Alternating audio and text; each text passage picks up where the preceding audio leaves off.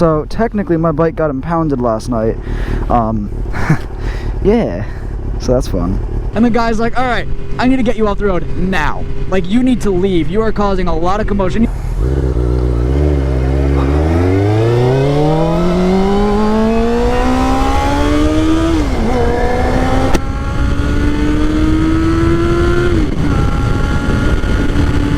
Alrighty, you got ready. What's going on, guys? My name is Nick and welcome back to Olsen Auto.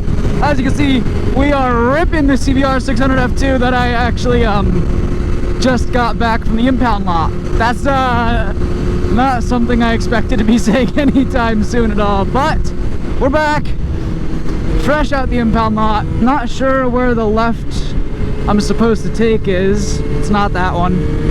I was riding last night and I'm gonna tell you guys the whole story, but first I want to ask that if you guys like motovlogs, you like my channel, I make automotive content, whether it's riding bikes, working on bikes, fixing up cars, taking them to the track. It's what I do, and I love doing it. If you guys like that, be sure to drop a subscription, subscribe to my channel, like and comment. Let me know what you guys think of this story, guys. Let me know if you've ever had a vehicle impounded before, because that's a first for me. It definitely was a first. So I'm gonna set the scene for you. Alrighty, so picture this. Young, little old 18-year-old Nick, approximately 12 hours ago, less than, a little bit more than, riding, having a good time, ripping the CBR through Connecticut, you know, enjoying myself. Weather was great, early November, but we were having, oh yeah, that's not it. So I'm enjoying myself, early November, having a great time, having a ball. Weather was beautiful, nice and warm. So I am riding and I went up to a cool little park in Connecticut called Aquatic State Park. Ended up being closed, so I decided I'll go to Patchogue State Park.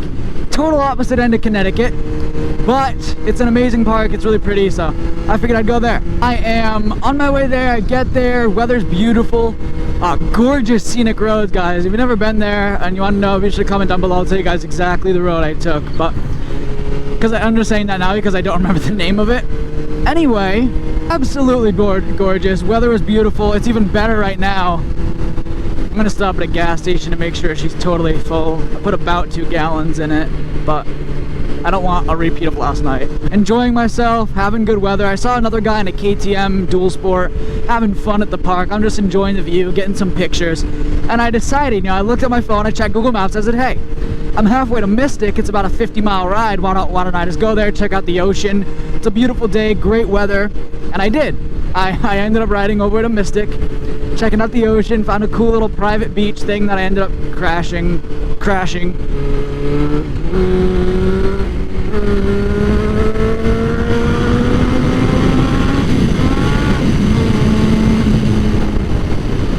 Anywho, so I go to this little private beach thing, and I'm just taking pictures.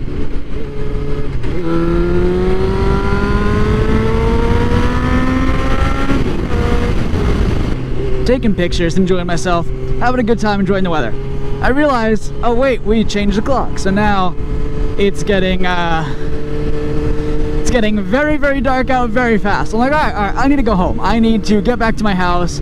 This isn't good. Not that I can't ride in the dark, you know, I got a headlight, but I don't like it, and it was getting kind of brisk. Also, I was down by the ocean, so it was extra brisk. So I start heading back on my way home, and I decided not to check anything about the bike. I assumed it would still just be running good, no biggie, no problems. And here's where my problem comes in. I'm riding back and I hit 95. I'm on 95, I'm cruising, having a good time. I'm like, all right, I'm on my way home, I'm about to take an exit. I'm gonna be off the highway, just gonna be chilling. I'm gonna be on this same road that I'm on right now. And I'm thinking like, yeah, that'll be great. Like, what could be better? I'll just be cruising, it's a beautiful road, it's all open. But I ran out of gas. And I didn't realize it at first. I wasn't quite sure what was happening.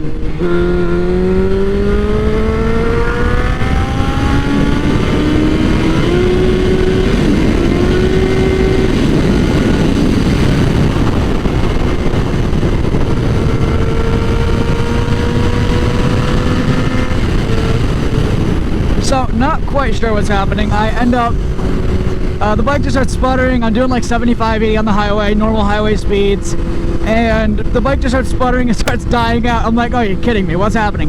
I downshift, there's no throttle, it sounds like the thing's blowing up, really. And I decide, I'm like, all right, fine, I'll pull over. And I'm on the side of a pretty major highway. You know, I mind you, this is I-95 North. This is not a small highway by any stretch of the imagination. I pull over, I'm like, all right, cool, we're making do, we're dealing with the problem we have. What the hell is the problem we have? And I thought, I'm like, oh, you know what it is? I open up my gas tank, and sure enough, totally out of gas, which is, you know, it sucks. I made a mistake. There's no fuel light on this bike. There's no fuel gauge or anything like that.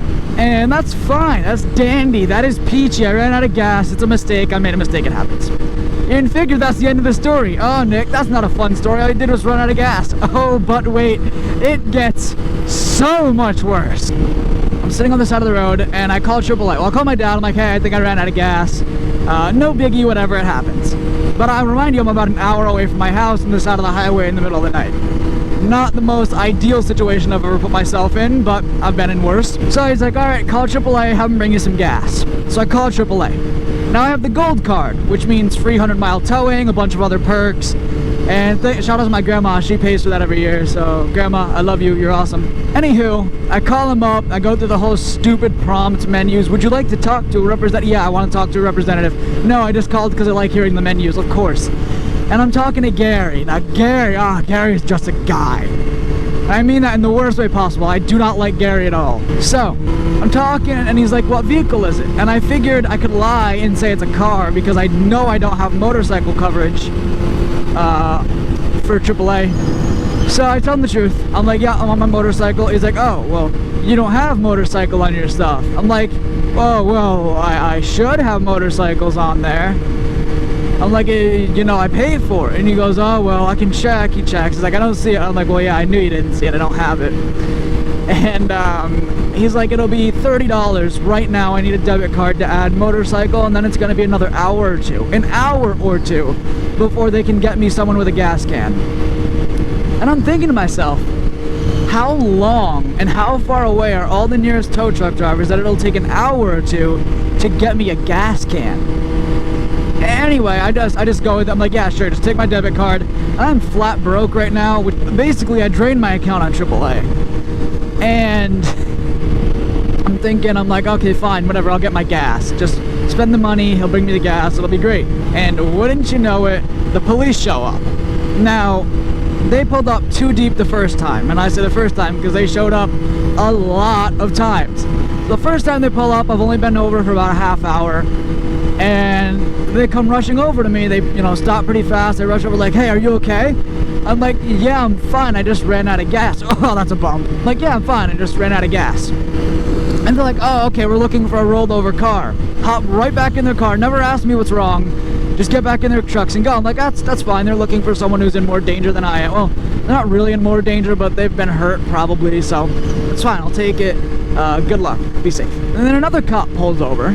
So he asks, he's like, are you the rolled over car? I'm like, no, I just ran out of gas. He goes, oh, okay. Pulls right away again. I'm like, oh, that's strange. There must be a pretty big accident. Right? Must be a pretty large accident for that many cops to be responding. I mean, obviously it's a rolled over car on the highway. I'm still waiting for AAA, just updating my Snapchat story. If you guys saw that live, you know it was pretty exciting.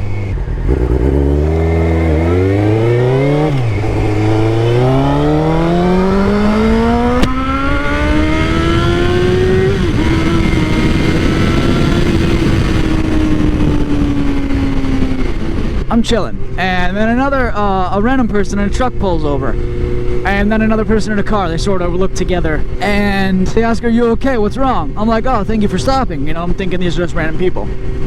I'm like, yeah, my bike ran out of gas, and now my battery's dead. Because I remind you, now I've been sitting on the side of the road for about an hour. And of course, I leave my lights on because I don't want someone to, like, hit me. I want people to notice that I'm there. I was well in the grass, like, further in than that phone pole is right there. I was pretty far in the grass. And, you know, I was a safe distance away, but there's still a risk, and I wanted to adjust that risk. So lights on, blinker on, and my battery died, which sucked. And my phone battery is also about to die. I'm like, yeah, I ran out of gas, my battery's dead, like, any way you could help me. And he goes, oh, we're looking for a rolled over car. And I was like, huh. Now you'd figure, after the first cop was looking for it, you know, given it's been almost an hour now, he would have found it, and then they would have kept driving until they saw police lights. And then they leave, they're looking for the rolled over car, they dip. One more cop stops by, and he goes, so what's wrong? Why are you pulled over? I'm like, I ran out of gas and my battery's dead. And he goes, look, we have gotten anywhere between 8 to 12 calls about a rolled over car on the side of I-95 North. We have checked everywhere with a spotlight and multiple police vehicles, all the way from Connecticut to North Kingston, Rhode Island. Now, if you guys don't know, that's a pretty good distance to check. That's not a few miles. That's like a good 20-mile stretch. They're like, we don't see any rolled over car. It's just you. We're thinking they keep calling about you. They keep thinking your motorcycle's a rolled over car. I'm like, that sucks. I'm sorry. And then 2 fire trucks and 3 ambulances pull up. No joke. No word of a lie. Pictures on the screen correlate with my story, although the pictures aren't perfect because like they didn't all come in at the same time, but like ambulances kept showing up, fire trucks kept showing up. At one point there were 4 police cars. There were 7 total that showed up. So I have all these emergency responders, and the guy's like, all right, I need to get you off the road now. Like, you need to leave. You are causing a lot of commotion. He meant, you know, saying it in a nice way. He didn't mean like, you need to go. He was like, listen, man, people keep calling the cops. They keep thinking you're a crashed bike or a crashed car. We need to get you off the highway. We can't have you in danger. We can't have other people keep calling us. And I was like, you know what? That's totally understandable. I'm like, AAA will be here in about a half hour. That was the new update. That's how long it took. He goes, no, that's not going to work. And then a tow truck comes around the corner on the highway. He says, we're going to tow you out now. And then he goes, you're going to have to pay for it up front. But AAA will reimburse you since they didn't respond in time and the police had to do it. I'm like, okay. I didn't quite understand what he meant by they'll reimburse you. I didn't realize he meant I had to pay for the tow. I thought the tow truck was going to come by with a gas can and jumper cables. No. So then, if you look at the picture on the screen now, that's my CBR 600 F2 sitting on the bed of the tow truck. And I ended up getting towed to Slater's Exeter Auto Repair, which I also just applied to. So hopefully they hire me. That'll be pretty cool. Anywho, besides the fact that the same people who towed me might give me a job, I'm chilling, I'm boofing, and I'm sitting in the tow truck, and I asked the driver, it was a driver and a passenger, they're both pretty chill. And I'm like, so how much is this gonna cost? And he goes, let me call my guy. He calls me, he says about 120. I'm like, okay. And if I can't afford to pay it, I would have to assume you guys are gonna keep the bike for the night. And they go, yep, that's what we do. It's technically an impound then, and you won't get it back until the morning, and you have to come by with cash. And I'm thinking to myself, I'm like, holy crap, I literally don't have the cash for this. So you'd figure, you know, your boy here, Jaqueezy, would call his dad and have him bring some cash. And I did. My dad comes by with the cash, and when he gets there, it's starting to be, it's like super humid out, it's like almost raining, and it's late, it's cold, I'm freezing, the bike has a dead battery and no gas. And I looked at the shop owner, or one of the shop workers, I'm like, hey, honest question, can I just leave the bike here for the night and I'll come back in the morning and get it? I'm like, it's late, it's dark, it's cold, the bike's dead. I'm like, I just don't have the energy to do this right now. My dad's sitting in the parking lot. And he's like, yeah, I think so. And so I go back this morning and I get my bike, I pay the fine lady $120. Hopefully AAA reimburses me because I kind of needed that money, but that's my story. I technically got my bike impounded for going under the speed limit.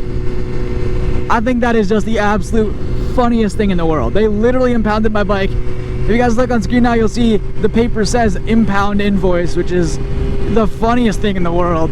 I got impounded for technically going too slow. But I want to thank you guys so much for watching this video. If you liked it, be sure to hit that like button. Comment down below what you liked. If you guys have ever had a bike or car impounded, it's definitely an interesting time, that's for sure. But like I said, thank you guys so much for watching. If you want to see more content and hear more stories like this, be sure to drop a like, share, follow, all the fun stuff. But thank you guys so much for watching, and I will see you in the next one.